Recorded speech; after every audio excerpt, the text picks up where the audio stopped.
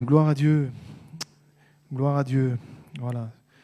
Je dois vous avouer que ce dernier chant-là, moi je l'aime particulièrement, parce que quand on réalise qui est Jésus, et que dans le ciel, déjà les anges se prosternent devant lui, je dis Seigneur, que Dieu nous aide à vraiment prendre conscience de toutes ces choses. C'est tellement important. Voilà, je vous fais quelques annonces avant de partager la parole quelques instants. Je ne serai pas très long ce matin, j'apporterai une pensée, mais je pense que c'est important.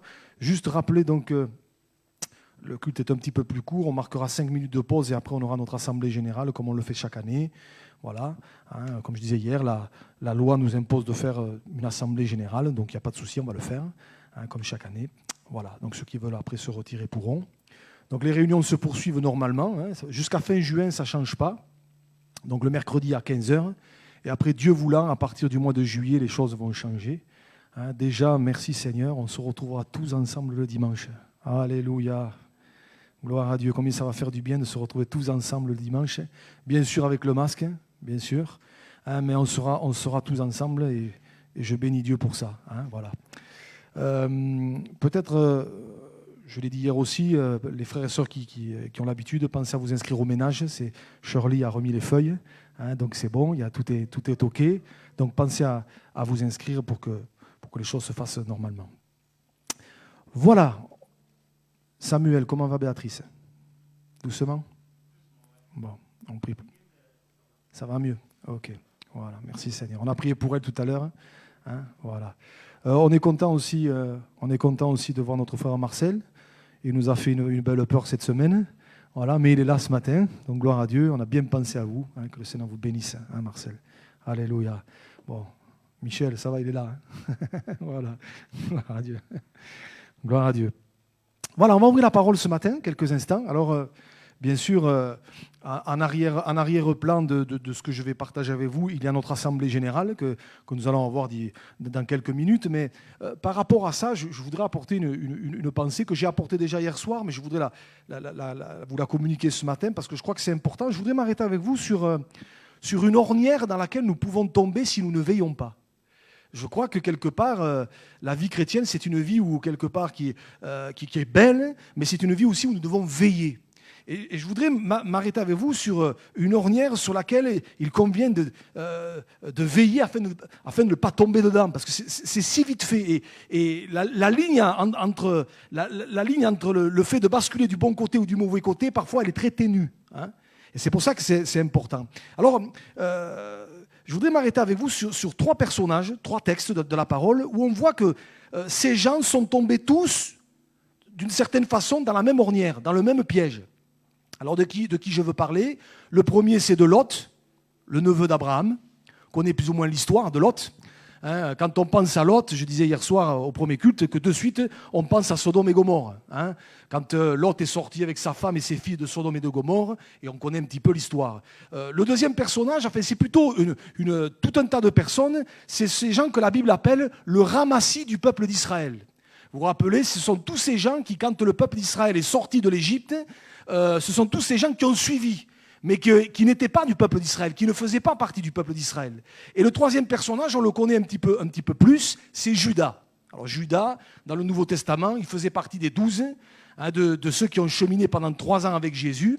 Et peut-être quand je vous cite ces trois personnages, donc Lot, le ramassis du peuple d'Israël, et Judas, vous vous dites, mais c'est quoi le point commun entre ces trois textes, entre ces trois passages?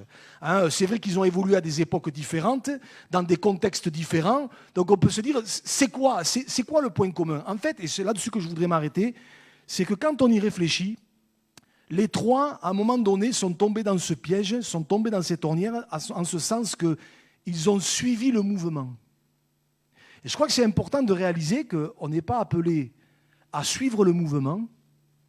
Alors qu'est-ce que j'entends par suivre le mouvement? C'est-à-dire, je viens à l'église, voilà, je fais telle ou telle chose dans l'église, ça fait des années que je le fais, et puis j'ai pris l'habitude, et puis je viens, et puis j'entends, et puis voilà, et puis je suis le mouvement, quoi. Vous voyez, je suis le mouvement, c'est comme ça, voyez. Mais on n'est pas appelé à ça, on est appelé à suivre le Seigneur. C'est pas tout à fait pareil. Et vous allez voir que ces trois personnages, à un moment donné, leur problème, c'est qu'ils suivaient plus le mouvement que Dieu lui-même. Et c'est pour ça que c'est important de veiller là-dessus. Alors, premier texte, regardez, concernant Lot, dans le livre de la Genèse, au chapitre 12. Alors, c'est un chapitre important parce que c'est le chapitre de l'appel d'Abraham. Vous vous rappelez que ce chapitre commence par cette parole de Dieu adressée à cet homme: « Va-t'en de ton pays, de ta patrie, de la maison de ton père, dans le pays que je te montrerai. » Et donc, Abraham va obéir. Et il est dit au verset 4, Abraham partit comme l'Éternel le lui avait dit. Et il y a cette petite phrase qui est là et qui pour moi est très importante. Il nous a dit, et Lot partit avec lui. Autrement dit, il a suivi. Voyez ? Le problème, c'est que quand vous allez un petit peu plus loin, Abraham est sur ce chemin d'obéissance. À un moment donné, il va faire quelque chose qu'il n'aurait pas dû. Il va descendre en Égypte. Et puis, la Bible nous dit qu'il va remonter d'Égypte. D'ailleurs, en remontant d'Égypte, c'est là qu'il va ramener Agar dans ses bagages, d'ailleurs. Et puis, il est dit ceci, Genèse 13, verset 1, et on retrouve la même phrase, et ce n'est pas anodin. Regardez, il est dit, Abraham remonta d'Égypte vers le midi, lui, sa femme et tout ce qui lui appartenait, et notez bien, et Lot avec lui. Vous voyez, on a l'impression que Lot, il ne fait que suivre le mouvement. Vous voyez, Abraham, lui, il marche avec Dieu. Abraham, il obéit à Dieu. Alors, il n'est pas parfait, Abraham. Il a fait des bêtises. On se souvient qu'il avait un problème avec la vérité. En parlant de sa sœur, c'est ma sœur, c'est ma femme. Enfin bon, vous connaissez un petit peu l'histoire. Il n'était pas parfait, mais Abraham, c'est un homme qui aimait Dieu, qui aimait l'Éternel, qui voulait suivre l'Éternel, qui voulait lui obéir. C'est le père de la foi. Mais on sent que l'autre, il n'est pas tout à fait sur la même longueur d'onde. Et lui, on sent que quelque part, il est là, mais il ne fait que suivre le mouvement. Il fait que suivre. Voyez ? Et vous connaissez un petit peu la suite du passage. Juste après, dans les versets qui vont suivre, il nous est dit qu'à un moment donné, Lot va avoir un choix à faire. Quand les bergers d'Abraham se sont disputés avec les bergers de Lot, Abraham va dire à Lot, écoute, on ne peut pas rester comme ça, on va se séparer. Si tu vas à droite, j'irai à gauche. Si tu vas à gauche, j'irai à droite. Et on se souvient que Lot va faire le mauvais choix et il va partir pour Sodome et Gomorrhe, et on sait toutes les conséquences que ça va avoir. Et je crois déjà que ça nous enseigne une chose, c'est que, vous savez, nos choix et nos décisions, les choix que nous faisons, les décisions que nous prenons, les orientations que nous prenons dans notre vie vont démontrer si, où je suis le Seigneur, vraiment, parce que si je suis le Seigneur, il y a des choses que je ne pourrais pas faire. Si je suis le Seigneur de tout mon cœur, il y a des orientations que je ne pourrais pas donner à ma vie. Ou alors, ça va démontrer si en fait je ne suis que le mouvement. Je viens, mais bon, j'y suis pas tellement avec mon cœur, quoi. Voyez ? Et je crois que c'est important. Et l'autre nous montre, c'est un petit peu l'image du croyant qui était là, oui, il suivait Abraham, mais il suivait que le mouvement. Abraham suivait vraiment l'Éternel. Abraham, vraiment, il marchait avec Dieu. Mais l'autre, il suivait le mouvement. Voyez ? Ensuite, vous avez le ramassis du peuple d'Israël. Alors là aussi, c'est très intéressant. Quand vous allez dans le livre des Nombres, au chapitre 11, regardez, il est question de ces gens, il est dit « Le ramassis de gens qui se trouvaient au milieu d'Israël fut saisi de convoitise, et même les enfants d'Israël recommencèrent à pleurer et dire « Qui nous donnera de la viande à manger ?» Et là, ils vont se souvenir, il nous a dit qu'ils vont dire « Nous nous souvenons des poissons que nous mangeons en Égypte et qui ne nous coûtaient rien, des concombres, des melons, des poireaux, des oignons et des ox. » Maintenant, notre âme est desséchée, plus rien. Nos yeux ne voient que de la manne. Ce qui est intéressant avec le ramassis du peuple d'Israël, c'est que ces gens, ils ont quand même vécu un miracle. Ils sont passés au travers de la mer Rouge avec les Israélites.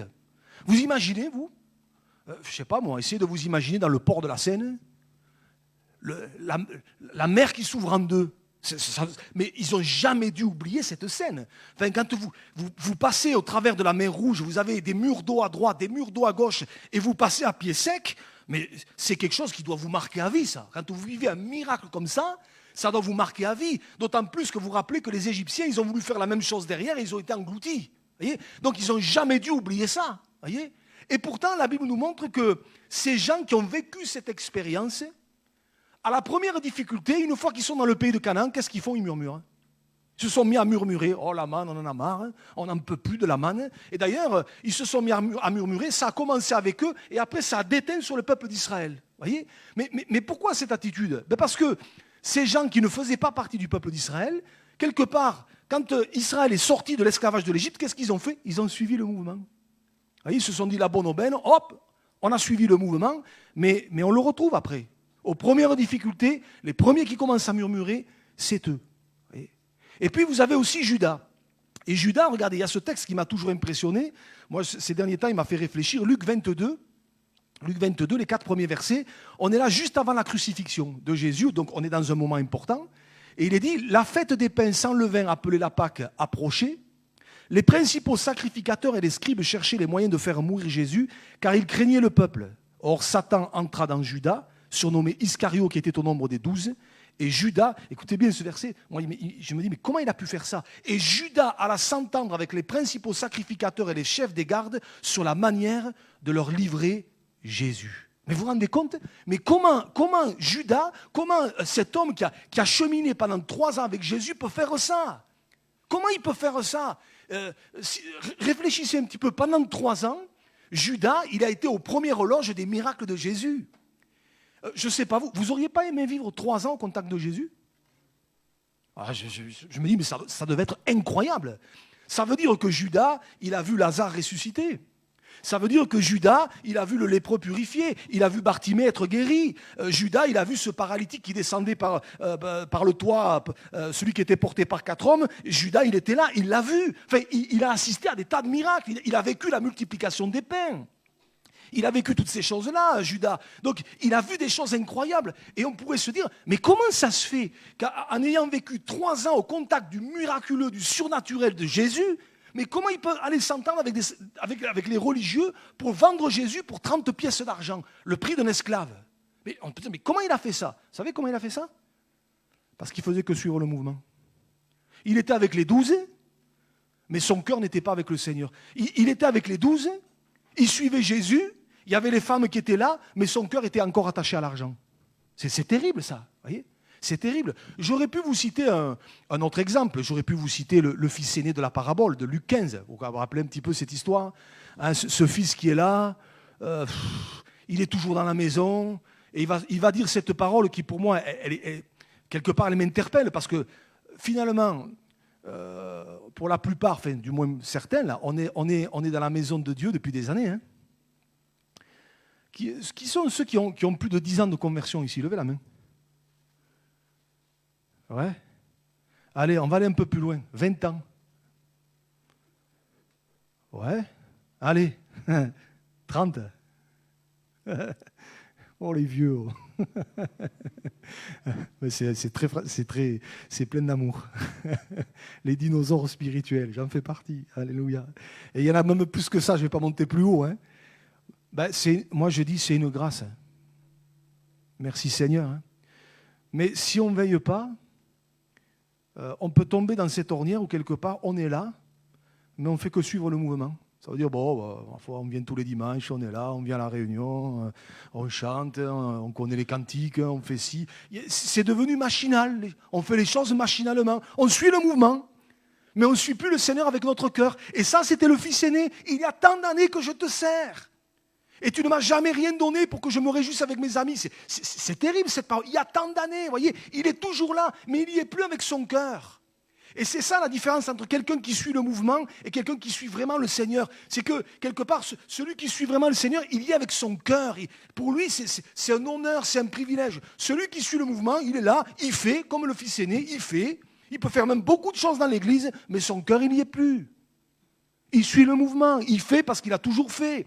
Il fait parce qu'il aime bien le faire. Il fait parce que c'est comme ça, il faut bien que quelqu'un le fasse. Mais c'est ça la différence, vous voyez ? Et on se rappelle la réaction qu'il va avoir quand son frère va revenir. Il va avoir une réaction incroyable, quoi. Ouais, il va se mettre en colère. Et je disais hier soir, au premier culte, je crois qu'un symptôme qui montre qu'on ne va pas bien, c'est quand ce qui devrait nous réjouir ne nous réjouit plus. Moi, je me réjouis toujours, encore aujourd'hui, même après des dizaines d'années de marche avec le Seigneur, je me réjouis quand je vois quelqu'un qui donne sa vie au Seigneur. Ça vous réjouit encore quand quelqu'un passe par les eaux du baptême? Je dis, waouh, Seigneur, c'est top. Moi, je ne me lasse pas. Hein. Je m'en réjouis. Et tous ceux qui dernièrement sont passés par les eaux du baptême, et on va en avoir d'autres, alléluia. Hein, merci Seigneur. Mais moi, ça me touche, ça m'émeut. Je me dis, mais merci Seigneur. Encore des hommes, des femmes qui passent de la mort à la vie, qui s'engagent avec le Seigneur. C'est beau, c'est extraordinaire. Mais quand ça ne nous réjouit plus, quand on se dit, ouais, bof, ben c'est que quelque part, on n'y est plus. Quand un fils ou une fille prodigue revient, moi, ça me réjouit. Hein. Alléluia. Quand quelqu'un qui avait lâché la main du Seigneur revient, moi ça me réjouit. Bien sûr, il y a revenir et revenir, on est d'accord. Hein, mais le fils prodigue, là, de la fameuse parabole, il est revenu vraiment comme il faut, il est revenu repentant. Ben, ça me réjouit. Ben, lui, non. Vous voyez? Lui, non. Alors peut-être vous vous dites, mais où est-ce qu'il va en venir, Cyril, par rapport à l'Assemblée générale avec tous ces exemples? Ben, je vais en venir simplement à ça. C'est que dans quelques instants, quand on fera notre Assemblée générale, peut-être qu'on est membre de l'Église. Notre nom, il est inscrit sur le registre de l'Église. On est membre de l'Assemblée de Dieu, de la Seine-sur-Mer. OK. Mais je crois que c'est important de réaliser que le plus important, c'est que notre nom il soit inscrit dans le livre de vie. Hein. Parce que je ne voudrais peut-être choquer personne, mais notre nom peut être inscrit sur le registre d'une Église, mais il peut ne pas être inscrit dans le livre de vie. Hein. Et je crois que ça, c'est important de le réaliser. Merci Seigneur, si on vient à l'Église depuis des années, si on est membre de l'Église depuis des années, gloire à Dieu, moi je me réjouis. Mais ce n'est pas ça le plus important. Ça, c'est administratif, même s'il faut le faire. Le plus important, c'est que mon cœur soit attaché au Seigneur. Le plus important, c'est que mon cœur soit vraiment attaché à la parole de Dieu. C'est ça qui est le plus important. C'est que mon nom soit inscrit dans les cieux. D'ailleurs, rappelez-vous, Jésus avait dit ça, cette parole aux disciples. Ne vous réjouissez pas de ce que les démons vous sont soumis, mais réjouissez-vous de ce que vos noms sont écrits dans les cieux. C'est ça qui est important. Alors oui, notre nom, on est membre de l'Assemblée de Dieu de la Seine, gloire à Dieu. Oui, mais le plus important, c'est pas ça. Hein. Le plus important, c'est que notre cœur soit attaché au Seigneur. Parce que sinon, si on se contente simplement de suivre le mouvement, je suis là, tous les dimanches plus ou moins, je viens aux réunions, je fais telle ou telle chose, mais je suis le mouvement plus qu'autre chose, ben je suis en danger, vous voyez. Je suis en danger. Le plus important, c'est que notre cœur soit attaché au Seigneur. Hein. Et le danger qui nous guette, surtout dans ces temps de la fin, et quelque part, moi, quand je lis les textes, je me dis, mais Seigneur, aide-nous à prendre conscience de ça. Le danger qui nous guette, c'est de tomber dans une vie chrétienne routinière, où on ne fait que suivre le mouvement. On est là, on suit. Finalement, on fait comme l'autre, on suit. Voilà, bon, lui, il suivait Abraham. Alors, c'est vrai qu'Abraham, dans la Bible, c'est une référence. Et des fois, on peut suivre, entre guillemets, je le mets entre guillemets, quelques références. Ça peut être un serviteur de Dieu, ça peut être des anciens de l'Église, ça peut être des gens qui, dans l'Église, ont quand même un témoignage. Vous voyez, on peut suivre, entre guillemets, des références, mais ce n'est pas eux qu'on doit suivre, c'est le Seigneur. C'est le Seigneur qu'on doit suivre. Vous voyez, et moi, je ne veux pas être un lot. Je ne veux pas être un lot, simplement suivre le mouvement, parce que de toute façon, si on fait ça, tôt ou tard, au travers d'un choix, d'une situation ou d'une autre, ça va se voir. Hein. Ça va se voir. Le ramassis du peuple d'Israël, quand même, ils sont passés au travers de la mer Rouge, je l'ai dit. Et vous savez que la mer Rouge, ça a une symbolique. C'est l'image du baptême. Quand, quelque part, quand le peuple d'Israël est sorti de l'Égypte pour entrer dans le pays de Canaan, ce n'est pas le ciel. Hein. Je disais hier, ce n'est pas le ciel. Hein. Parce que dans le pays de Canaan, il y a eu des combats. Hein. Merci Seigneur, dans le ciel, il n'y aura plus de combats. Hein. Plus de larmes, plus de deuil, il y aura plus. Heureusement, vous imaginez si en plus dans le ciel il fallait encore avoir des combats. Voyez, non, le pays de Canaan, c'est l'image de la vie chrétienne. Où oui, on a été sauvés, oui, on a donné notre nom au Seigneur, on est passé de la mort à la vie, on est passé par la mer Rouge, par le baptême, mais on rentre en Canaan dans cette vie que Dieu a prévue pour nous, et là, il y a des luttes et des combats. Voyez, mais le passage de la mer Rouge, c'est l'image du baptême. Et quelque part, la symbolique, pour nous, elle est celle-ci, c'est que parfois, vous pouvez avoir des bien-aimés. Oui, ils ont été baptisés, ils sont passés par la mer Rouge, mais ils ne sont pas nés de nouveau. On suit le mouvement. Et mon frère, ma soeur, quelque part, je voudrais tellement que ce matin, on puisse dire, Seigneur, moi, je ne veux pas me cantonner simplement à suivre le mouvement. Je viens, je suis là. Oui, à l'Assemblée générale, mon nom est sur le registre. Mais le plus important, Seigneur, c'est que vraiment mon cœur soit attaché à toi. Parce que, de toute façon, le Seigneur fait bien la différence. Hein. L'apôtre Paul dira à Timothée, 2 Timothée chapitre 2, verset 19, que le Seigneur connaît ceux qui lui appartiennent. Il les connaît. Et croyez-moi, il ne se trompera pas. Hein. Il n'y aura pas d'erreur. Hein. Voilà, ces paroles qui lui servent de sceau. Hein, le Seigneur connaît ceux qui lui appartiennent, et quiconque prononce le nom du Seigneur, qu'il s'éloigne de l'iniquité. Alléluia. Voyez, ma prière ce matin, c'est que vraiment les uns et les autres, on puisse se dire, Seigneur, je veux te suivre de tout mon cœur.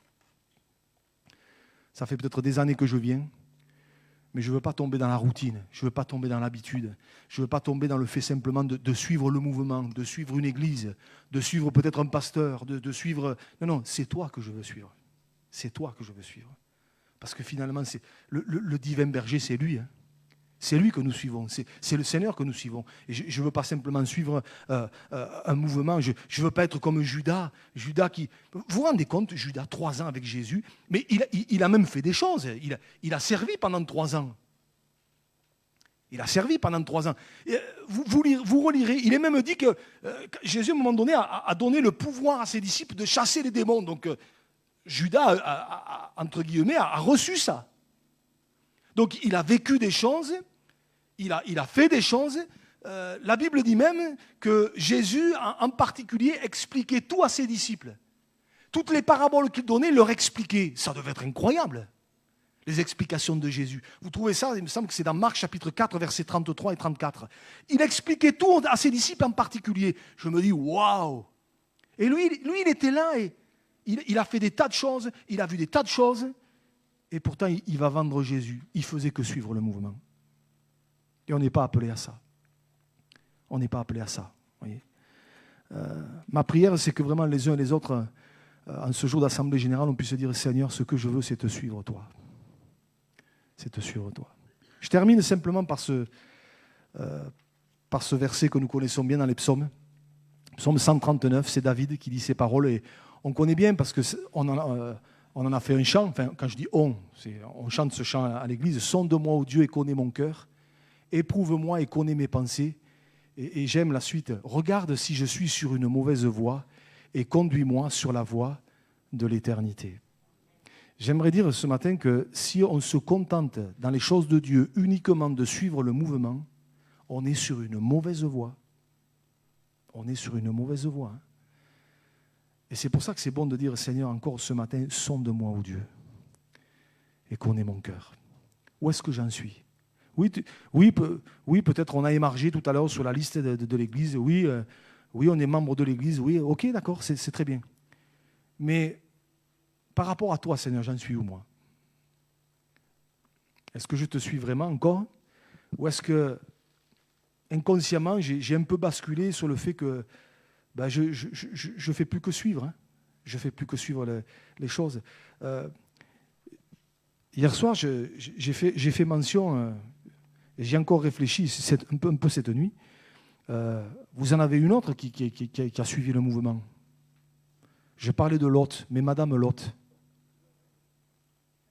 Madame Lot, qui est devenue une statue de sel. C'est pas pour rien que Jésus dit, mais souvenez-vous de la femme de Lot. Mais Madame Lot, quand vous réfléchissez, quand les anges sont venus, vous relirez ça dans Genèse 19, quand les anges sont venus, on disait, sortez de ce lieu, l'Éternel va le détruire. Elle est sortie pourtant. Elle est sortie, mais on se rend compte qu'elle est sortie, mais elle a suivi le mouvement finalement. Parce qu'à un moment donné, vous savez ce qui s'est passé. Elle s'est retournée. La seule chose qui avait été préconisée, c'était de ne pas regarder en arrière. Et c'est la première chose qu'elle a faite. Pourquoi ? Parce que son cœur était resté attaché à ce qu'elle a laissé derrière. Son cœur était attaché à Sodome et Gomorrhe. Son cœur était attaché aux choses de la terre. Voyez ? Et donc oui, on pourrait dire qu'elle a commencé à sortir, elle a presque été sauvée. Je ne sais pas si je peux dire cette expression, elle a presque été sauvée. Mais elle est devenue une statue de sel. Pourquoi ? Parce qu'elle faisait que suivre le mouvement. Et vous savez que Sodome et Gomorrhe, ça fait partie des signes des temps de la fin. Hein. Il en sera comme au temps de Sodome et Gomorrhe, dira Jésus. Luc chapitre 17. Il en sera comme au temps de Sodome et Gomorrhe. Et quelque part, nous sommes dans ces temps de la fin. Et quelque part, les uns et les autres, hein, c'est comme si, au fur et à mesure que le temps passe, on se rapproche de ce moment de ce dénouement, où Jésus va revenir chercher son Église. Mais il faut qu'on soit prêt. Hein. Et si on ne fait que suivre le mouvement, on n'est pas prêt. Hein. On n'est pas prêt. Hein. Si les choses de la terre sont plus attachées à nous que le Seigneur, mais on n'est pas prêt. Si quelque part, notre esprit est plus attiré par les choses d'ici-bas que par les choses de Dieu, on n'est pas prêt. Et c'est pour ça que c'est important. Seigneur, je ne veux pas suivre le mouvement, mais je veux te suivre toi. Alors, comme dit ce chant, sonde-moi, ô Dieu, et connais mon cœur. Et je crois que cette prière de David, elle a traversé les siècles, elle est toujours d'actualité encore aujourd'hui. Je veux dire au Seigneur, sonde-moi, ô Dieu, et connais mon cœur. Alléluia. Je ne sais pas si tu l'as... Oui. On pourrait peut-être le prendre, ce chant, en terminant. On va prier le Seigneur. Et je voudrais vraiment qu'on puisse prendre quelques instants là devant Dieu en chantant ce chant. Ce n'est pas chanter pour chanter, mais on puisse se dire, Seigneur, sonde-moi, ô Dieu. Je ne veux pas rester dans une fausse sécurité où je suis là, je me dis, bon, je suis membre de l'église, je viens, je suis là tous les dimanches, je n'ai pas loupé un culte en 10 ans. Ben, c'est bien, tant mieux. Mais le plus important, ce n'est pas ça. Hein. C'est est-ce que je suis vraiment le Seigneur ou est-ce que je suis le mouvement? Alors que Dieu nous aide. Seigneur, ce matin, on est là devant toi les uns les autres et vraiment, je te remets nos vies, Seigneur. Et je te demande de nous aider les uns les autres. Tu sais là où nous en sommes, Seigneur. On peut montrer une image aux autres, mais toi, Seigneur, tu sais exactement où on en est. Et je te prie, Seigneur, pour que vraiment, le jour où tu reviennes, tu nous trouves prêts, Seigneur. Je ne veux pas suivre le mouvement, je veux te suivre toi, Seigneur. Je ne veux pas faire comme les autres. Je ne veux pas être dans une espèce de mimétisme spirituel où je fais comme les autres, Seigneur, mais je veux vraiment te suivre, toi, de tout mon cœur, Seigneur. Seigneur, je te prie pour chacun de mes frères, chacune de mes sœurs. Tu connais nos contextes, tu connais nos aléas, Seigneur. Tu connais peut-être la complexité de certaines situations, mais malgré tout, Seigneur, nous voulons garder nos yeux fixés sur toi. Et je te prie vraiment que tu renouvelles nos forces à chacun, Seigneur. Aide-nous, garde-nous, afin que vraiment le jour où tu reviennes, ou le jour où tu nous prends, tu nous trouves prêts, Seigneur. Que tu puisses dire de chacun d'entre nous, de moi le premier, c'est bon, c'est bien bon et fidèle serviteur. Alors à toi la gloire, Seigneur. Au nom de Jésus. Amen. Amen. On peut prendre ce chant comme une prière. Ce n'est pas chanter, pour terminer le moment. Mais c'est vraiment une prière importante. Dire, Seigneur, sonde-moi, ô Dieu. Vous savez, je me dis, si Judas avait peut-être connu ce chant à l'époque-là, si je me dis, peut-être... Il aurait dû le chanter, quoi. Et dire, Seigneur, où est-ce que j'en suis? Seigneur, ça fait 3 ans que je te suis, mais... Vous voyez. Alors, quelque part, qu'on puisse ce matin dire, Seigneur, sonde-moi, ô Dieu, et connais mon cœur. On peut le prendre comme une prière? Alléluia. Jésus.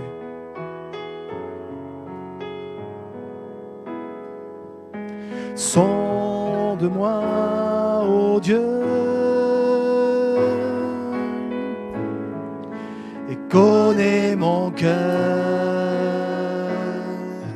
éprouve-moi, Seigneur, et connais mes pensées. Regarde si je suis loin de toi. Regarde si je suis sur une mauvaise voie. Regarde si je suis loin de toi. Et conduis-moi dans toutes tes voies pour l'éternité. On prend une dernière fois.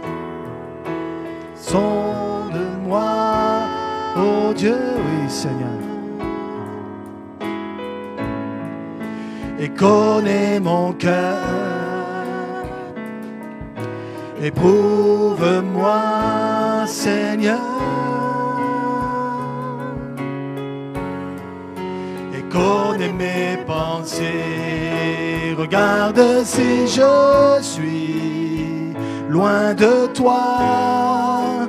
Regarde si je suis sur une mauvaise voie. Regarde si je suis loin de toi. Et conduis-moi dans toutes tes voies pour l'éternité. Regarde si je suis loin de toi. Regarde si je suis sur une mauvaise voie. Regarde si je suis loin de toi. Et conduis-moi dans toutes tes voies pour l'éternité. Amen. Seigneur, regarde si nous sommes, si je suis sur une mauvaise voie, Seigneur. Et si tel est le cas, Seigneur, alors que vraiment, Seigneur, tu puisses nous montrer, Seigneur. Je te loue, je te rends grâce, Seigneur, pour ta patience, Seigneur. Tu patientes en notre égard. Ta parole nous le dit, tu uses de patience, ne voulant qu'aucun périsse, mais que tous parviennent à la repentance. Alors Seigneur, que vraiment, Seigneur, les uns et les autres, tu nous trouves vraiment fidèles jusqu'au bout, avec un cœur entier pour toi. À toi la gloire. Bénis mes frères et sœurs. Je te le demande au nom de Jésus. Au nom de Jésus. À toi la gloire, Seigneur. Amen. Amen. Gloire à Dieu. Voilà, qu'on puisse garder ces choses. C'est tellement, tellement